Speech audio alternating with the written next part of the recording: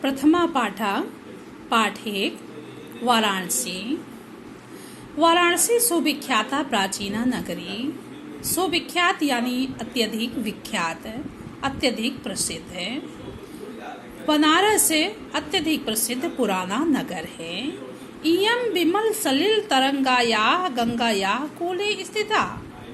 यह स्वच्छ जल के तरंगों वाली यानी लहरों वाली गंगा के किनारे स्थित है। अस्या घट्टा नाम वाल्याकृति पंक्ति धौलायाम चंद्रिकायाम बहुराजते। इसके घाटों की घुमावदार पंक्ति स्वच्छ चंद्रमा की चांदनी में बहुत सुशोभित होती है। अगणिता पर्यटका सुदृढ़ देशेभ्यः नेत्र अत्र आयान्ति। असंख्य पर्यटक दूर देश से प्रतिदिन यहाँ आते हैं। अस्या घट्टानां च शोभां विलोक्य इमाः बहु प्रशंसन्ति। इसके घाटों की सुंदरता देख करके इसकी बहुत प्रशंसा करते हैं। आगे है बच्चों, वाराणस्यां प्राचीन काल देव गेहे गेहे विद्यायाः दिव्यम ज्योतिधोदिते। बनारस में पुराने समय से ही घर घर में विद्या की अलौकिक ज्योति चल रही है।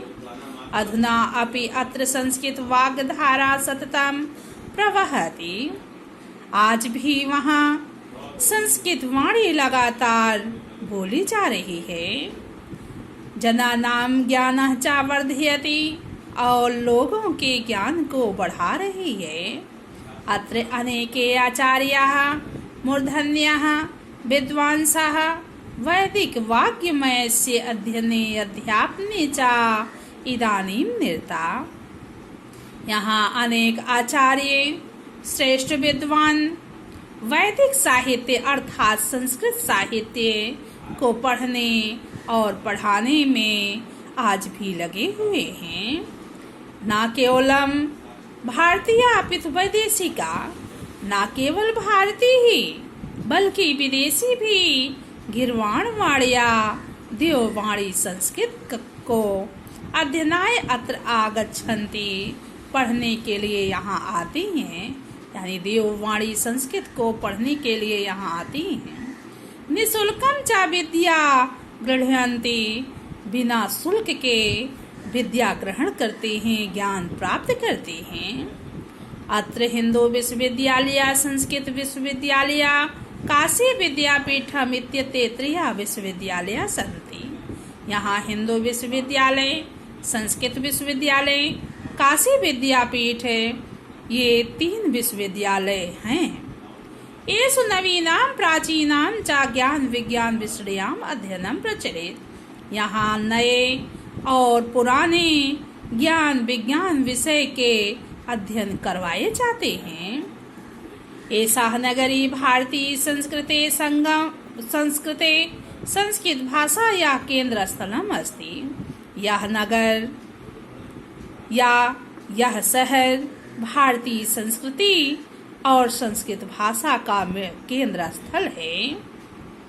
इत्येव संस्कृत वाग्मय से संस्कृते च आलोका सर्वत्र प्रसिद्धा।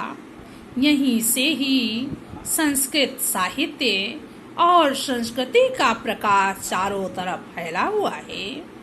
मुगल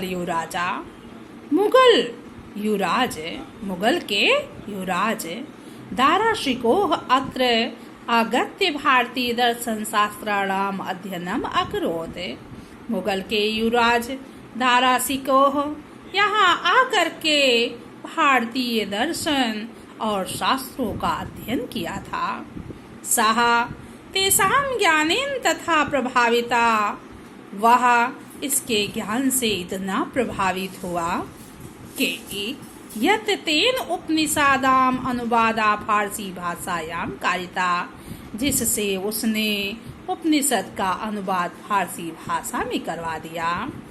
आगे है, इयं नगरी विविध धर्माणां संगम स्थली। यह नगर अनेक धर्मों का मिलन स्थल है। महात्मा बुद्धः, तीर्थकरः, पार्श्वनाथः, शंकराचार्यः, कबीरः, गोस्वामी तुलसीदासः अन्ये च बहवः महात्मनः अत्र आगत्य स्वीकीयान् विचारान् प्रसारयन्। महात्मा बुद्ध, तीर्थकर, पार्श्वनाथ, शंकराचार्य, कबीरदास, गोस्वामी तुलसीदास, अन्य बहुत से महात्मा यहाँ आकर के अपने अपने विचारों का प्रचार प्रसार किया। न केवलम दर्शने, न केवल दर्शन, साहित्ये धर्मे अपि तु कला क्षेत्रे अपि इयं नगरी विविधानां कलानां शिल्पानां च कृते लोके वृषता। न केवल दर्शन, साहित्य, धर्म, बल्कि कला के क्षेत्र में भी यह नगर अनेक कलाओं और शिल्प कलाओं की रचना से लोक में यानी संसार में प्रसिद्ध है। अत्र अत्यः कौशे साटिका, यहीं से ही रेशमी साड़ियाँ देशे देशे सर्वत्र स्पृहन्ते, देश देश में सभी जगह मंगाई जाती हैं। अत्रत्या प्रशस्त मूर्तियाँ प्रथिताः, यहाँ के पत्थरों की मूर्तियाँ बहुत ही प्रसिद्ध हैं। इयं निजाम प्राचीन परंपराम इदानीम अपि परिपालयति, यह अपने पुराने परंपराओं का आज भी पालन करती है, अर्थात अपने पुराने परंपराओं पर आज भी चलती है। गीयते कविभिः तथैव गीयते कविभिः, तथा गाते हुए कवि भी कहते हैं, मरणम मंगलम यत्र विभूतिस् विभूषणम, जहाँ का मरना मंगलकारी है और राख भी आभूषण है।